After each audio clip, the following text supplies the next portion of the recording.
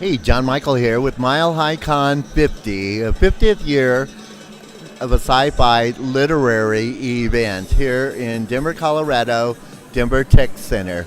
Right now behind me are Aspera, the pirate queens dancing.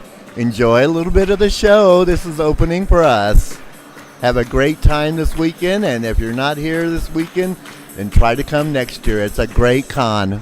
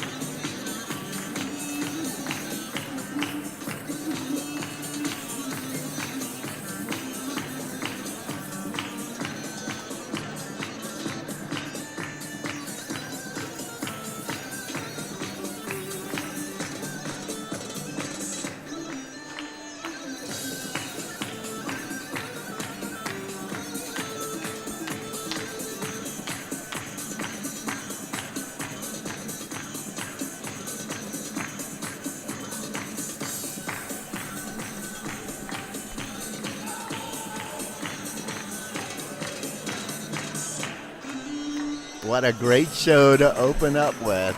Well, we've got some interviews to do, some people to see. See you in a bit. Hey, John Michael here with Planet-Cosplay. I'm here with Duncan Petro. What's up? Duncan Petro, tell us about your art. Well, I'm a huge horror fanatic, and aside from being a death metal vocalist, art's kind of always been one of those things in my life that's always inspired me to do creative things. So, for example, I don't have all my pieces here today, but like for example, I have my Freddy Krueger drawing that I've done. Originally, I started with black and white inking. A huge part of that inspiration was from doing tattoo art, and I guess ever since then it was just kind of something that I was really aspiring to do. So going to cons was one of my favorite things. My father, Tim Petro, he actually would bring me into cons when I was at the age of 12, and ever since then I've actually just kept doing cons and selling artwork. So. And you're also thinking of getting into tattooing? Yes. I am trying to work towards being a tattoo artist. Very tedious process, but especially with the amount of money you need to spend on getting new needles and all that Insurance. stuff. Oh yeah. Definitely plan on doing a few on myself at some point in life, but definitely crazy stuff like this. And then these pieces over here? Yes. This one is actually one of my favorites because it was one of the first that I actually started my tattoo portfolio with.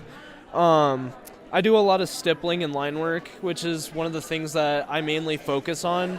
And I mainly do these with microns, but aside from that, I use Copics just to give it a nice even texture. You want to, for the people who don't understand what microns are? I would actually love to. I have some right here, actually. Microns are actually going to be some of the artist pens that you would find. Each have different like sizes for the fine tips, and super easy, super reliable. I've had these for 3 years, and they haven't really drained that much, so they're really good pens. If, in all honesty, I would recommend it. Copics are the same way. They're art markers. Copics a good brand. Oh, yeah, definitely easily refillable, too. So if you're ever out, then you don't need to throw it away. Just refill. Save the planet. Don't recycle. Yeah. You want to give your social media sites that people can look you up at? Yeah, I would love to. As you can see on my sign over here, I have both my Instagrams. My first one down here is actually my personal account, which is where I post a lot of my vocal videos or even just like fun photos that I take for myself. But my art account is x.duncanpetroart.x. And that's where you can see all my artwork. Recently, I've been slacking a little, but I definitely work on getting that Instagram page updated. So Going on, it's like very good. Last death metal band that you saw. the last death metal band, ooh, that's a tough one. I think the last one that I saw was a band called Signs of the Swarm, which I'm actually wearing their hat right now. One of my favorites. The vocalist actually was really cool because me and him like ran into each other at a bar, and it was one of those that he was just like, "Hey, dude, your vocals are really cool. Do you want to get up on stage and do vocals with us?" And I was like, "Dude, of course." And so ever since, I guess like Signs of the Swarm has always been one of my favorite bands, and always will be. So as an aside, do you think German death metal is on its way out?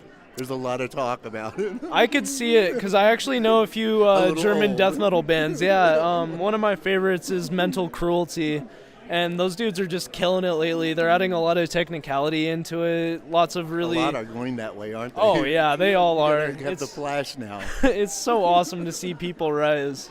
Thanks a lot for taking a little time Yeah, with us. definitely. It was Yeah, nice to thank you. have you guys around. Thank you. Hey, John Michael here with Planet-Cosplay. I'm here at MileHiCon 50th anniversary of MileHiCon, and I'm with William Hammond, Hammond. Yes, Hello, sir. William. How are you doing? I'm doing good, guys. How you guys doing today? You enjoying the con so far? Pretty well. Yeah, a little busy doing things. Y'all is been here. walking around like crazy all day. William is here, and you have a embroidery company? Yes, I run Dragon Wick Embroidery, which is a custom embroidery shop, but I also do heat transfers for like t-shirts and vinyl car decal window stickers. I do all of the things. All the things that you can think of, I could possibly make it. As long as my machine says it can work, I can make it. Yeah, and how long have you been doing this? About 4.5 years now, give or take a week. I started this a couple years ago as a practical joke. My friend ordered a couple of patches for his family crest for a family reunion, and he paid me $200 to make 20 patches, and I just kept going on with it ever since. Very nice, very nice. And you're just coming back from a con, right? Yeah, I just came back from a con in Atoka, Oklahoma. The week before that, I was at VinCon in Loveland, where I took second place in the Masters Cosplay category for a reptile outfit that I made. The week before that, I had the Fort Collins Comic Con. After this, I also have the Sci-Fi Comic Con in Cheyenne, Wyoming next week. And then after that, I'm done with cons for the end of the year because it's going to get too much for snow to travel. And Cheyenne is where you're based at? Cheyenne, Wyoming is where I'm based at. Yes, sir. Tell people about some of the designs that you do. Well, I could do just about anything. I do a lot of Pokemon here lately, so I have tons of Pokemon images I can do. I also have a ton of like Naruto and Full Metal Alchemist.